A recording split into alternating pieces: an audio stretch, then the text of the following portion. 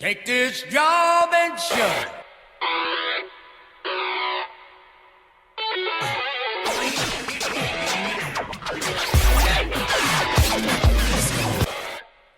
You're listening to Jobcast Radio. I am Mike Baumgartner, your Work-Life Survival Sage, Chief Executive Officer of the Work-Life Survival Center, and your host. And my phone number, 304-867-4142. Again, 304-867-4142. Or you can shoot me an email, mike@jobcastradio.com.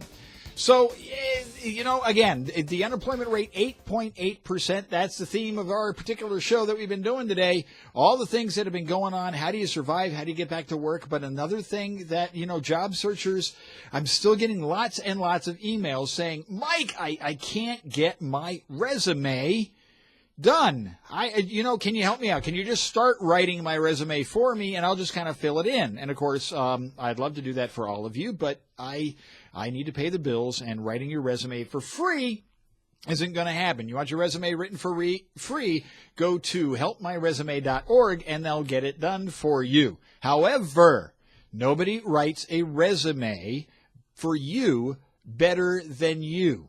So let's talk a little bit about resume. We're going to get just into that whole resume coaching thing because you continue to shoot me emails and give me calls about resumes. I get it. Resumes are a nightmare, and writing one is you're not a writer, especially those of you in marketing and finance. You don't write a resume except when you need a job. I get that.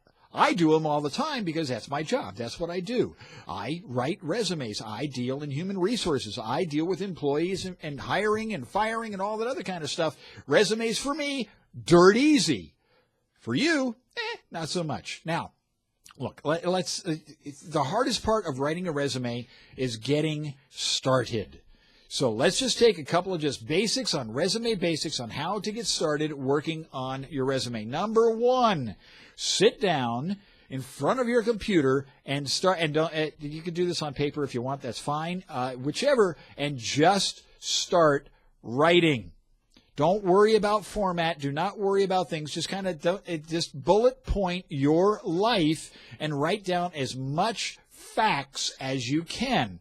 Start it by breaking it down. Don't start. You don't have to start your resume at the top. Start with the things that are really, really easy, like your education. Now, if writing the education section of your resume is difficult, quit and go and find a resume writer.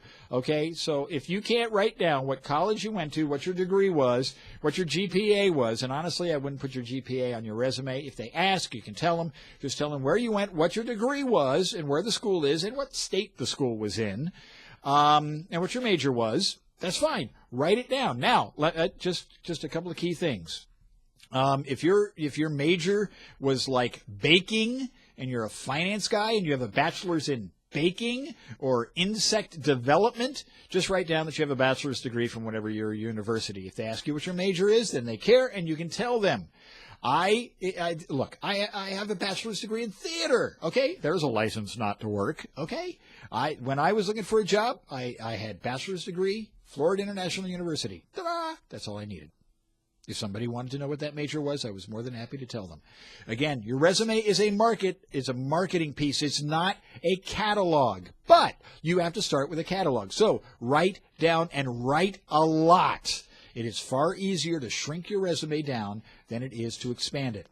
Write down the company you worked with, the dates of the employment, what your title was, and then what you accomplished, not what your responsibilities were. Now, what does that mean? It means that if I was, say, for example, an accounts payable clerk, everybody knows what an accounts payable clerk was. So don't write down in your resume that I was responsible for taking care of accounts payable. I paid bills. I know that's what the job is. You're an accounts payable clerk, and if I was there for 3 or 4 years, I'm going to assume you did what an accounts payable clerk was supposed to be doing. I don't need that information. What information I need is what makes you special. What projects did you do? Were you better at paying bills? Did you always take care of the bills better? Did you have comments from customers that They would call up and say, I want to work with you because I don't like anybody else. Did you streamline a process? What did you do that made you stand out as an accounts payable clerk? Don't tell me what an accounts payable clerk does. I know. And if I'm hiring an accounts payable clerk, I have others just like, just don't do that. Tell me what made you special, what ideas you brought to the organization, what streamlining things that you did. Again, what made you better. And if you can't think of anything, pick up the phone, call your past bosses, and ask them what made you stand out. Now, if you didn't like your boss, if you quit your boss because your boss hated you, then go to the job before then and work and start there. Get some ideas. If you hated your boss in that job too and they're not speaking to you, go to the job before that. If you hated that boss and that boss hated you, then you are in trouble and you're not going to get a job anyway. So just lie on your resume and hope you get something at McDonald's. Truly. I mean, let's face it. If every one of your bosses that you've ever worked for is a jerk, it's not your boss, it's you. Okay? It's just, again, it goes back to that whole dating analogy. If you happen to be somebody who dates people who are abusive and mean, you're the one who keeps getting into the relationships. Break that cycle. Find a boss you can work with. Anyway, I digress. Writing your resume. Write down each job, the dates, the places. Don't worry about the formatting. Don't worry about that. Look, you can go online and just kind of take a look at the way other people put it in. Put down all of your jobs and what made you special. If you don't have a lot of jobs, then look at what you did in school, what clubs or groups that you may have belonged to and things that you could have been doing. If you only had one job, you're just entering in the market, but you were class president or you were head of the glee club and you were the president or the treasurer.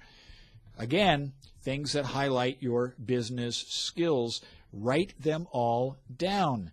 Get it cataloged out. And don't just, do 5 bullets. As much as you can think of, put it in there. It doesn't mean you're going to put it all into your resume, but you want to write all that down. If you sit there and write down for one job and you're going, that's enough, but your brain is telling you, no, there were more things that you did. Just write them down. Figure out where that is and what it is. Get that done. Get your education done. Don't worry about that paragraph or that sentence, your objective. Okay? Go look up on my website what I think of your objective. I don't care what your objective is. What makes you special? Look at the commonalities between all of your jobs. Is there a single theme that you have accomplished from job to job? You've demonstrated leadership. You've demonstrated project management. You've demonstrated emotional intelligence. Those common threads that are job to job, you're going to bullet them, put them up at the top of your resume, the big summary of what you are. Remember, the top fold of that resume is about you and what is special about you. And then below that comes your catalog of your jobs. Don't worry about it. Keep writing. Other things you need to make sure that you have in your resume as you are writing all of this down. Your name correctly spelled. Your address properly formatted. Your phone number. Now, a lot of people write phone numbers differently, the area code within brackets, or you use periods instead of dashes. I don't care. Whatever it is, be consistent. Don't put your cell phone number in one format and your home phone number on another. Your email address. How many times do I have to say it? sexygirl240@gmail.com is not a business email. I don't want to see it. If I see it on a resume, I don't care if you're applying for the chief financial officer of GE. I'm throwing your resume away because you are irresponsible enough to have an email address that is inappropriate. Think that through. Let that sink in. Good email address, preferably close to your name. Look, if I have to ask a question during the interview process of you of what made you create this email address, I don't want to hire you because it gets too confusing. I get that. You should get that as well. Make sure your formatting is right. Now, as you begin to put all this stuff in, and as you just dump it all into a word processor, start organizing it into something that makes sense. Now, there are different formats for resumes. There's chronological, there's skill-based, all those. You can find definitions of them up on the web. Again, there's 1,000 resumes with different formats up there. To me, it doesn't necessarily matter so long as it applies to what you're doing. However, as you are writing all this stuff down, everything that makes you special, that makes you unique, and every accomplishment that you have, you make sure that you pick the best of them, and the best of them are going on your resume.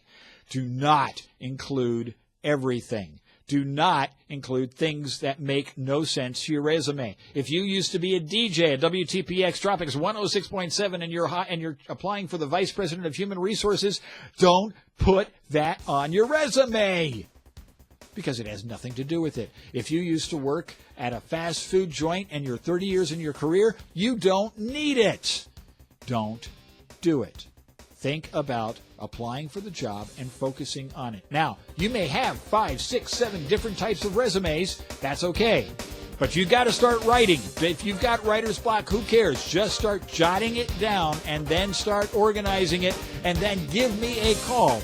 Mike Baumgartner, Jobcast Radio. My email, mike@jobcastradio.com. Give me a call, 304-867-4142. Again, 304-867-4142, and we'll get you that job. You got to have the right resume, and heaven help you if you misspell a word. That's another subject for another story. We will be back next week.